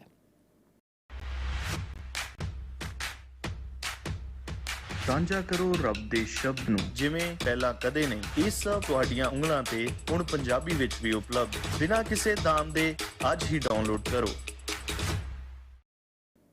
But never builds the medical college for which they took the land. Interesting. My issue is, how much is too much? I mean, you took over so much property in Delhi, in Bombay. Amethi के गरीब लोगों को तो छोड़ देते हैं. I'm going to come back to Amethi, but first let's do the biggest stories of the day because I have you here today. Which stories are those? So several of them. Firstly, just an hour before we are shooting this, it's just come out that Mr. Mallikarjun Kharge is probably the Prime Minister candidate for the India Alliance. Are you sure? I believe Mamata Banerjee and Arvind Kejriwal proposed the name, and Kharge ji is saying कि पहले election जीतना हमारा goal है, उसके बाद Prime Minister का देखेंगे. But apparently that seems to be a consensus. Nobody objected to it. So you have not said that Mrs. Gandhi has said, my son hereby abdicates the throne. My daughter will never be in the race for Prime Minister. Here is Mr. Kharge, and now forever shall he reign as president, and forever shall a non-Gandhi always be a PM aspirant. Has that happened yet? Well, not exactly. Then take it with a pinch of salt. No, but they did nominate Who's the they? the Gandhi family. They had Narasimha Rao. Was Narasimha Rao Manmohan Singh. happy nomination or a political majburi? Well, whatever the... Or Manmohan Singh ji for that matter. Look back at history. Were any of them? तो ये भी तो मजबूरी होगी ना जो खरगे जी को कर रहे हैं. I cannot say anything till an official announcement is made. But what is interesting for you and for what you've highlighted is that the name did not come as a proposal from Mrs. Gandhi. It came from parties which are not Congress party members, or for that matter, Congress party leadership. It came from outside. Maybe that was deliberate. Maybe, but till such time you do not have Mrs. Gandhi say, my son, like I said, hereby abdicates the throne. My daughter, my son-in-law, my grandchildren have no claim to the throne. Please take it with a pinch of salt. But उन्होंने तो कभी कहा ही नहीं ना कि हम प्रधानमंत्री बनना चाहते हैं. I think that you've had enough discussions in this studio, which also alludes to how they ran governments. I mean, the 10 years of UPA was more than sufficient to certify. So there's no question of abdication. There's nothing about. But the difference is right now you have two people who are in the race already. Who are the two people? For Brother India and Alliance? the sister. No. I'm saying that. So what is interesting for me is that if you're saying that we are breaking away from the tradition of dynasty, have you had that declaration by Sonia Gandhi yet? You haven't had it. But maybe Or she doesn't need I to. think in contrast, you have had Adhir Ranjan Chaudhary, who was literally on the floor of the house, accepted that it's impossible to defeat Prime Minister Modi. So with certain defeat before them, is that why there's a discussion on Kharge ji's name? And Kharge ji, being the astute politician that he is, has said, nahi, abhi nahi, jeetne ke baad dekha jayega. But also, I mean, in the journo circles, it's become very interesting. Ki, OBC Don't believe anything in the journo circles. Most of them are disconnected from realities. But And regarding the BJP, yes. possibly they are selling some new fancy idea that they fancy is, the अरे short कुछ strategy. नहीं ना. Journalists these days have no clue, especially regarding your party. एक नाम नहीं पक्का हुआ था कि कौन. मुझे लगता है दिल्ली शहर के बारे में कुछ खुशफहमियां लोगों का है. मैं इस शहर में पली बड़ी हूँ. एक खुशफहमी है कि पूरी की पूरी दिल्ली ए पॉलिटिकल है. पॉलिटिकल दिल्ली दिमाग वालों की है, सामान्य दिल्ली दिल वालों की है. और दिमाग वाली इस दिल्ली में जो राजनीति से भरी हुई है, वहाँ पे 4 चीज़ों को मैंने देखा है लाइफ में, मेरे 10 साल के अनुभव में एज एन एडमिनिस्ट्रेटर. और मैं तीसरा टर्म है मेरा एज एन MP. मैं 2 बार राज्यसभा की सांसद रह चुकी हूँ.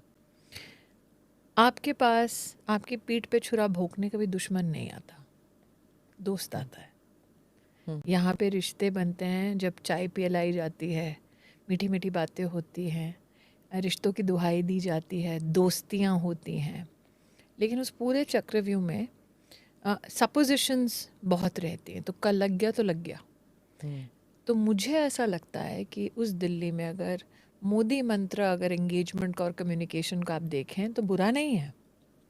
Because in these hallowed halls of power many careers came to die because they did not understand the complexity of this dimag wali Delhi.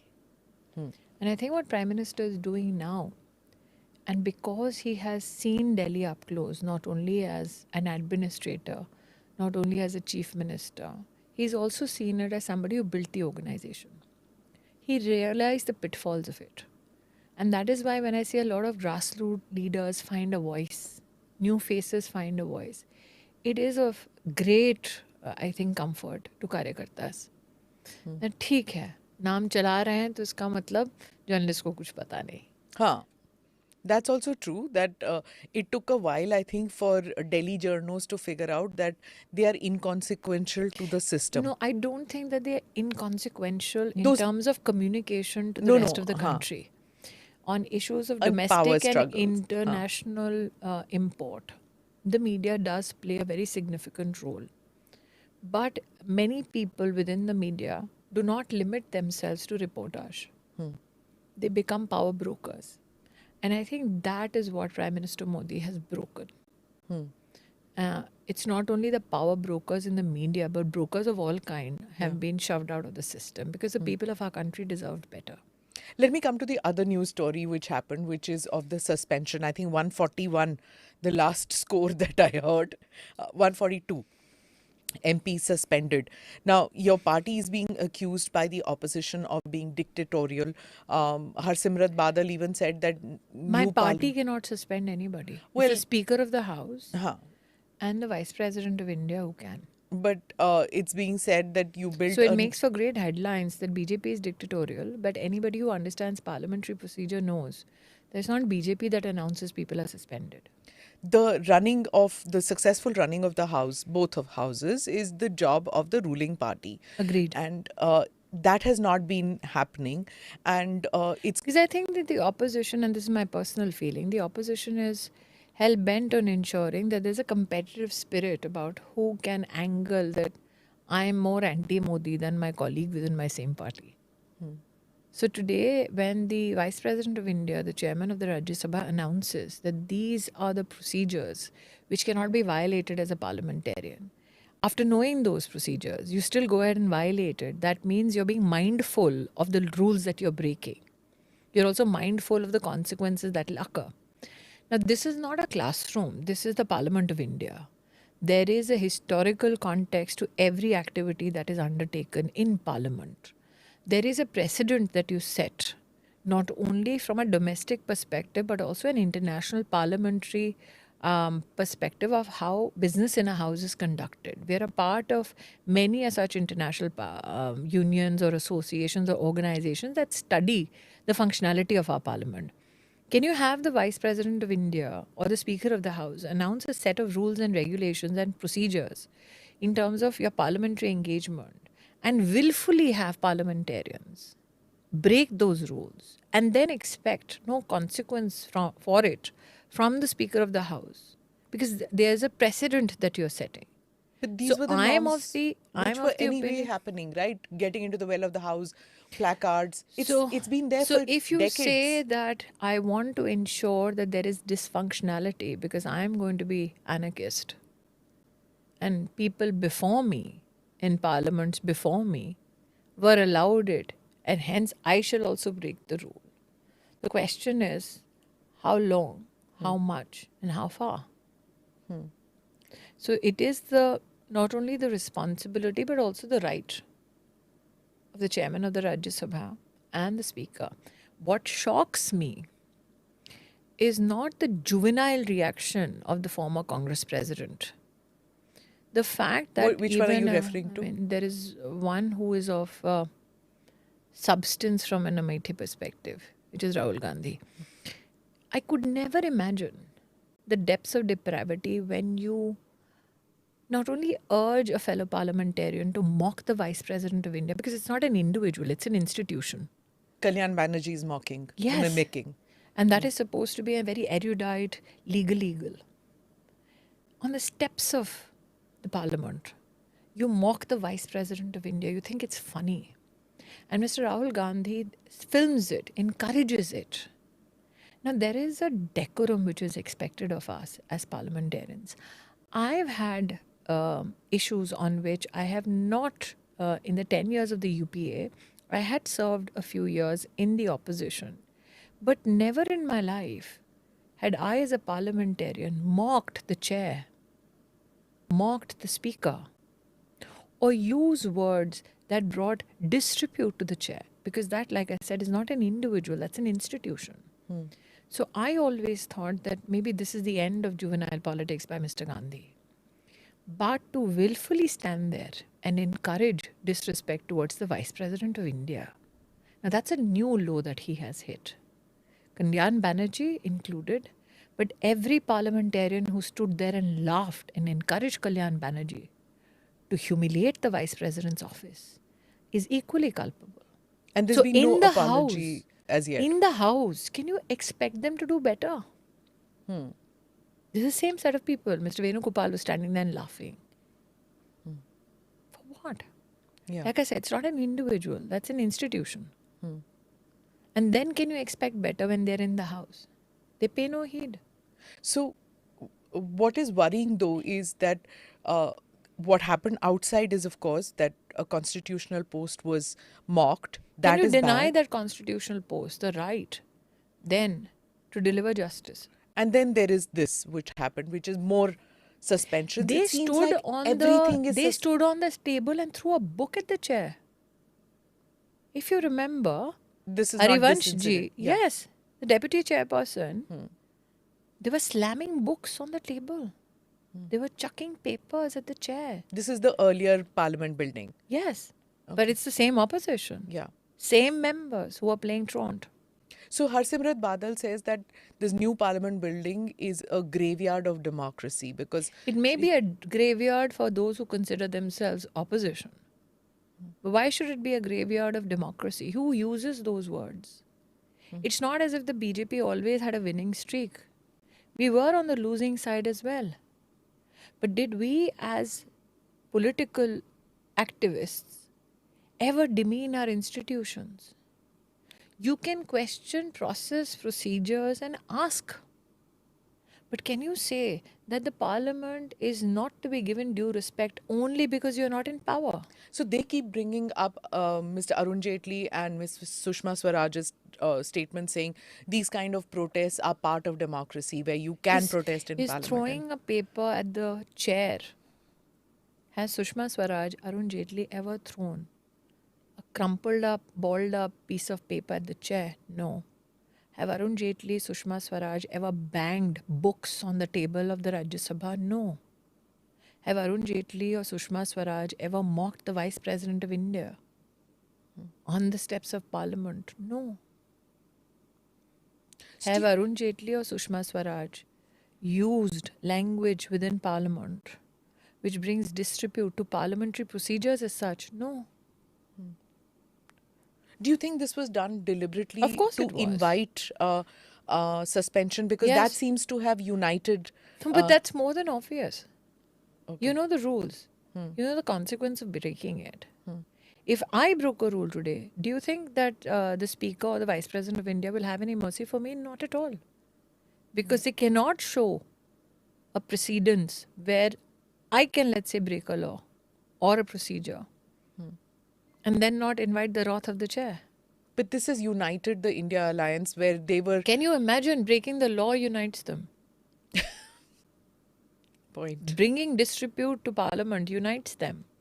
Mocking the Vice President of India unites them. The last time there was an election for the President's office to humiliate the President of India, that united them. Okay. The comment that was made. Yes, by they were Adhigar. united in their attempt to humiliate the President of India. So what you're telling me is that they come together only when they have to demean Indian institutions. Otherwise, they never come together. Were you in Parliament when those two people jumped into the? I was in the foyer, yes. You And were I in the walked in immediately after the House was called to order. Why is there no? I mean, I'll get into the other issues, but why is there no drill conducted to I exit can't from? because there is a investigation already underway. No, and the I mean drill Parliament right conducted now to is- exit from the when such kind of an attack happened. We saw people just sauntering around, hands in the pocket, shuffling. When there is an attack, it's quite clear, and everybody's wits should have been there, and they should have evacuated. They should have left from the exits, but they were just hanging around. I think, like I said, the procedures which are now to govern conduct in such circumstances is something which is under the aegis of the Okay. Speaker of So you haven't had those kind office. of drills My issue before? was that when we went back immediately, people like me, Praladji, all of us, at 2 o'clock, we reassembled. It was essential at that time to show democracy at work. It was essential at that time show that there is no fear. That whatever has happened in the chamber does not desist us to come back to that very hallowed hall and gather again so that business can be conducted by the Speaker. The Speaker expects of all of us that we contribute and support him. If I today, in this interview, start questioning processes, procedures while Parliament in session, while investigation is ongoing, while the Speaker himself has said, no matter what your political organization, everybody needs to contribute so that systems can be bettered. I would digress from my responsibility then. My responsibility as a parliamentarian and as a minister was, it does not matter where I am, how I am, what my concerns are personally. I need to be in that house when the bell rings and we assemble again, so that when citizens of the world see the Indian Parliament, they don't see empty benches, they see resolute parliamentarians irrespective of their politics standing there. So is it so difficult or is it so wrong for the opposition to demand that the Prime Minister or the Home Minister come and give a statement? Why not? I think that the Speaker has already spoken on this issue. He's also invited dialogue on the issue. The challenge that the opposition is afflicted with is that those institutions, processes that do not converge under the Prime Minister's office, but actually are the hallmarked intervention of the Speaker. They want the Prime Minister to speak for the Speaker of the Lok Sabha. Constitutionally, Yeah. can the Prime Minister speak for the Speaker's chair, which is over and above The all Home Minister politics, can't. which is over and above even parliamentary security, is under the aegis of the Speaker. But the Delhi police Can does they come. speak on the Speaker's behalf? They can't. The Speaker can, but you deny the Speaker the right to conduct deliberations and dialogues. Okay. So Can I speak for the President of India? I can't. Can I speak for the Vice President of India? I can't. Can I speak for the Speaker of the Lok Sabha? I can't. It's not as if the opposition doesn't know it. They know it. So I think that when your opposition is reduced to just headline hunting, and when you want to ensure that there is this cantankerous intervention of always creating some kind of friction or conflict, then you're not serving the purpose of finding a solution or serving the purpose of wanting a dialogue. it's just for disruption. The major aim is that how do I target Modi? You really think it was for Modi? It is. Because like I said, the Speaker of the House is over and above all politics. It is under his authority. He has the authority and he has fulfilled his responsibility of speaking on the issue, inviting dialogue. You deny him that right by insisting that the Prime Minister speaks. Okay. You know, I'll rewind a bit for a couple of days before all this happened, which was that where you said that about the menstrual cycle leave. Yes. That whole thing, it was so interesting because you said, and I'm going to quote, you said menstrual cycles are not a handicap. And I was like, yeah, yes. Because I got into the workforce. I could have said much more. You could. I didn't. Because the gentleman who asked the question never intended to find a solution for women. So it was Professor Manoj Kumar Jha, and he says, will the Minister of Women and Just Child allow Development me be to pleased just to look at state? it. Can you look at part C of the question? Yeah, whether the policy contains provisions to promote and provide for menstrual hygiene among LGBTQIA community. Now tell me, the LGBTQIA community that the honorable member wanted a response for, which gay man without a uterus has a menstrual cycle? So the question was intended either to shock or to provoke or to attract attention, which it did attract attention. Yeah. It did shock many people. It did provoke a controversy. But the question in itself indicates to you what the intent is. You also said as a woman who's menstruating. Yes, but like I said, if I talk now outside Parliament and I have to reflect on it as a female professional, the LGBTQIA plus, he wants me, Manoj Jha wants me to provide an answer about how can I provide for their menstrual hygiene. For gay men. Which, for gay men, is it applicable?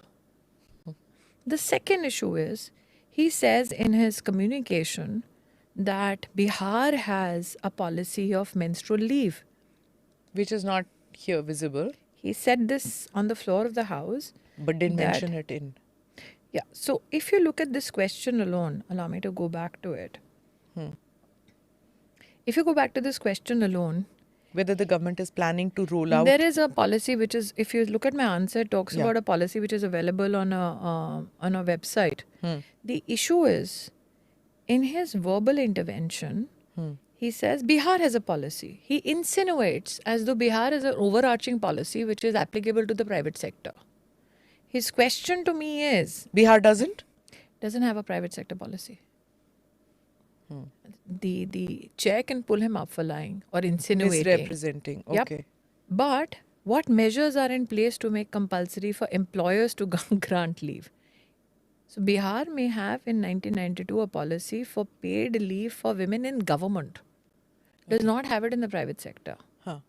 I've never had, and in my experience, I'm not the health minister. What did I say that day? I said, one, it is not an handicapped position that women have.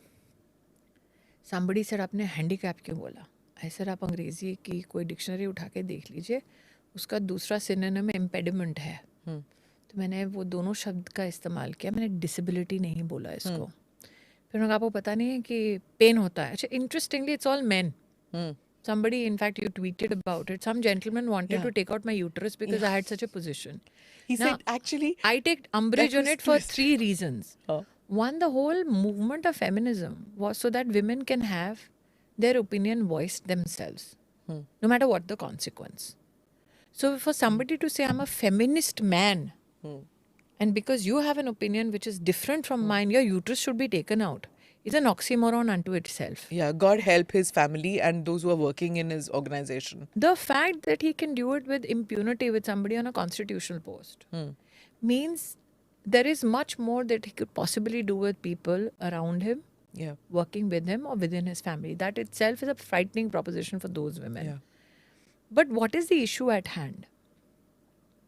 I have unionized in media as a professional many issues, as a writer, as a producer, as an allied worker for people who work behind the screen. And our intent for 25 years has been, as members of a union then, that we don't want to create new challenges for women where they get harassed, Yeah. or for that matter, where they are getting discriminated against. So imagine when a parliamentarian tells me that mandate a national policy, and I tell them that मैं वो मंत्री नहीं हूँ, वो health minister है. Yeah. लेकिन when you say that mandate leave across all segments, what does it do? For you to mandate and make it lawfully implemented, people have to report implementation. Yeah. Now imagine a scenario in a private sector, okay, where if somebody has to implement it, your HR guy has to know, your accounts guy has to know. Why should a woman's menstrual cycle be known to an employer? Imagine if it's a single woman who chooses not to take those leaves that are so-called proposed to be granted.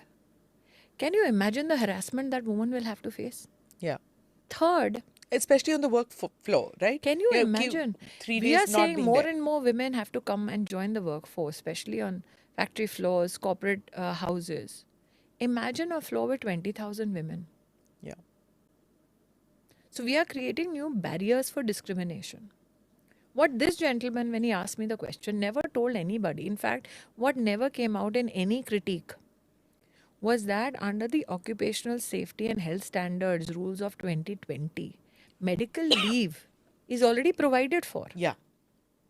What nobody spoke about is that if you forget Indian institutions, if you look at research which is coming from, let's say, a Mayo Clinic,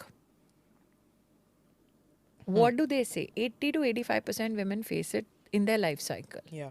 If it persists beyond the age of 25, you need a checkup, you need a pap check, you need a pelvic examination.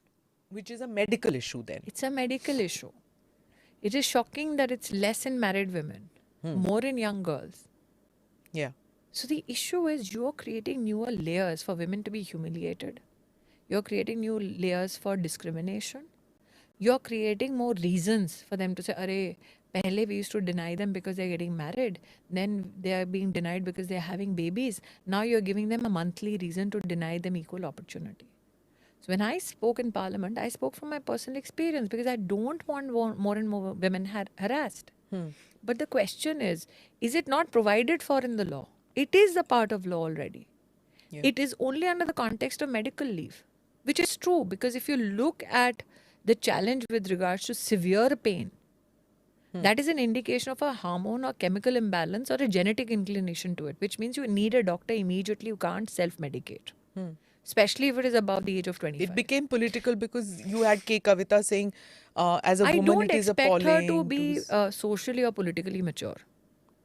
What I'm shocked at is the number of men who had an opinion about an experience as a working professional that I had had. I was very clear on the floor of the House. This is my personal experience. But there's a woman too. I mean, you're saying man, but she's a woman politician and she Like I says said, I don't expect social or political maturity from her. I have deducted in my experience of working with her as an opposition member, most of them fancy the headline. They don't fancy the content that provides a solution. Even the gentleman who asked the question, why would you ask me a question about providing menstrual hygiene for gay men? The intent was never to provide a solution or to start a conversation. And then there was that. He's tweet. asking me in part 1 of his supplementary about the plastic composition of manufacturing of sanitary pads. You would presume, and this is records available, that Mr. Jha knows that I'm not manufacturing pads. So the intent was to create a headline, possibly get featured in one of those brute videos, Which happened. which happened. And it's easier to do when the person who's responding is as blunt as I am. And it's like, well, Nobody saw that part C. huh. Nobody did. saw part C No. of the question. But I saw a number of things in Instagram. Like I said, It if you went ask me viral. about the German Sanskrit, if you ask me about every controversy, I have such interesting insights that you'd be shocked out of your wits. German what? When I was HRD, that whole German Sanskrit debate, that Oh, I am yeah. the unpad. Ha. So what happened with that whole controversy about German and Sanskrit that we should No, learn I'll give you a couple of headlines. them on par?